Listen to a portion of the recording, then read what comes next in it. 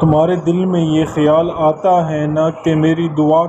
کب اور کیسے قبول ہوں گی، کہ میں تو اللہ کے اتنے اذکار کر لیتا ہوں اور مخصوص وظیفے بھی کر رہا ہوں مگر میری دعا قبول نہیں ہو رہی۔ میں جانتا ہوں تمہارا دل انہیں وسوسوں اور خیالات میں ڈوب رہتا ہے اور تم اللہ سے دل ہی دل میں نا امید ہو جاتے ہو۔ تو سنو، قرآن پاک فرماتا ہے، اور تمہیں یہ کیا ہو گیا کہ اللہ کے لیے وقار کی توقع نہیں رکھتے؟ اور واقعہ تو یہ ہے کہ تمہارے رب غیر محسوس تدبیروں سے اپنی مشیت پوری کرتا ہے، اور کہ انسان بہت کم حوصلہ پیدا ہو۔ اے نبی، ان سے کہو، تم سے اللہ کی پکار یا رحمان جیسے ناموں سے پکارو، سب ہی بہت اچھے نام ہیں، اور بے شک تمہارا رب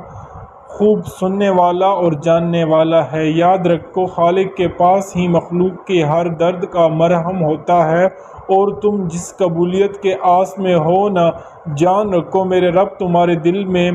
جمالات امید کی اس روشنی سے خوب واقف ہے۔ جانتے ہو، فضل تا ازل تمہارے نصیب میں لکھ دیا گیا تھا، مگر تم نے اپنے دل کی آنکھوں کو بند کر لیا تھا اور مایوس ہو کر وسوسوں میں ڈوب گئے۔ حقیقت تو یہ ہے کہ زندگی بدلتی موسم کی طرح ہے، اور ہر انسان اپنی زندگی میں ان موسموں سے اس طرح گزرتا ہے کہ جیسے گرمی ہوتی ہے تو اس کی شدت برداشت کرتی ہے، اور جب بہار آتی ہے تو ٹھنڈ پر کیف ہوا ہو اور رحمتوں کی برسات بارش ہے، اور اس سے لطف اندوز ہوتے ہیں کہ جیسے کبھی بات اور تپتش موسم نہ کیا، بلکہ اس طرح خوشی کے لمحات ہوں یا غم کی لمبی راتیں، وقت ہمیشہ بدل جاتا ہے۔ تو اس وقت اگر کوئی پریشانی یا کوئی درد تمہیں اندر سے توڑ رہا ہے، یا تمہاری دعا قبول نہیں ہو رہی اور تم ہمت ہار رہے ہو، تو یاد رکھو قرآن کہتا ہے، اور ایوب پر ہمارے افضل جب اس نے اپنے پروردگار کو پکارا کہ مجھے بہت زیادہ تکلیف ہے اور تو تمام رحم کرنے والے بڑے رحم کرنے والا ہے، اور یعقوب علیہ السلام نے فرمایا، میں اپنی پریشانیوں اور غموں کی فریاد اللہ ہی سے کرتا ہوں۔ قرآن کہتا ہے، نوح علیہ السلام کے اس وقت کو یاد کرو جب اس نے ہمیں پکارا تو ہم نے اس کی دعا قبول کر لی، پھر تمہارے دل کیوں مایوس ہو کر قبولیت کے شک میں مبتلا رہتا ہے؟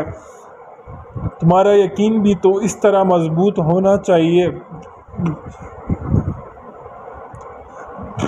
کہ جب دل وسوسوں اور اندیشوں سے پاک ہو کر اللہ پر کامل یقین رکھتا ہے تو تم اپنے دل کو وسوسوں میں مبتلا نہ ہونے دینا، کیونکہ یہ ایک حدیث میں آتا ہے، نبی کریم صلی اللہ علیہ وسلم نے فرمایا کہ اللہ غافل دلوں کی دعا قبول نہیں کرتا، جو دعا غفلت سے مانگی جائے وہ کبھی قبول نہیں ہوتی۔ یعنی وسوسوں اور بے یقینی سے بھرا دل، اس لیے جب دعا مانگے پوری کنسنٹریشن کے ساتھ، جب بھی تمہارے دل پوری یقین کے ساتھ اللہ کی بارگاہ میں دعا کرے گا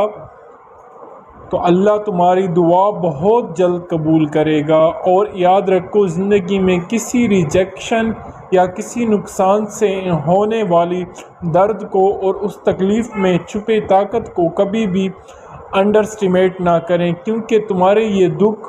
جب آنسو بن کر دعا میں گرتا ہے نا، تو وہ قبولیت کی سب سے اعلیٰ درجہ ہے، اور یہ وہ دروازہ کہلاتا ہے جس سے وہ روشنی تمہارے اندر داخل ہوتی ہے جو تمہیں اس رب کی پہچان کروا دیتی ہے۔ وہ رب ٹوٹے چیزوں کو بڑی خوبصورتی سے جوڑتا ہے، وہ رب ٹوٹی چیزوں کو بڑی خوبصورتی سے جوڑتا ہے، اور اسی طرح اللہ پر یقین اور بھروسہ رکھیں، وہ رب ٹوٹی چیزوں کو بڑی خوبصورت سے جوڑتا ہے، اور کیا پتہ جس سے تم مستقبل وہی جیت کے پہلی منزل ہو۔ قبولیت کی ایک نشانی تو یہ بھی ہے کہ جب تم قلب و ذہن کی حاضری کے ساتھ حسبی اللہ کہتے ہو نا، تو اللہ وہ حسبی اللہ کا شعور تمہارے رگوں تک بھی اتار دیتا ہے، اور پھر تمہارے لیے تمام زمانے رائے کے دانے برابر اور تمام راستے آسان ہو جاتے ہیں، اور یہ بھی قبولیت کی ایک بڑی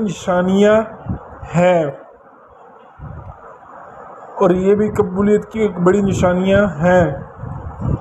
تو دوستو، میرے اس چینل کو لائک اور میرے اس چینل کو سبسکرائب اور اس ویڈیو کو لائک اور شیئر کرنا نہ بھولیے گا۔ جزاک اللہ۔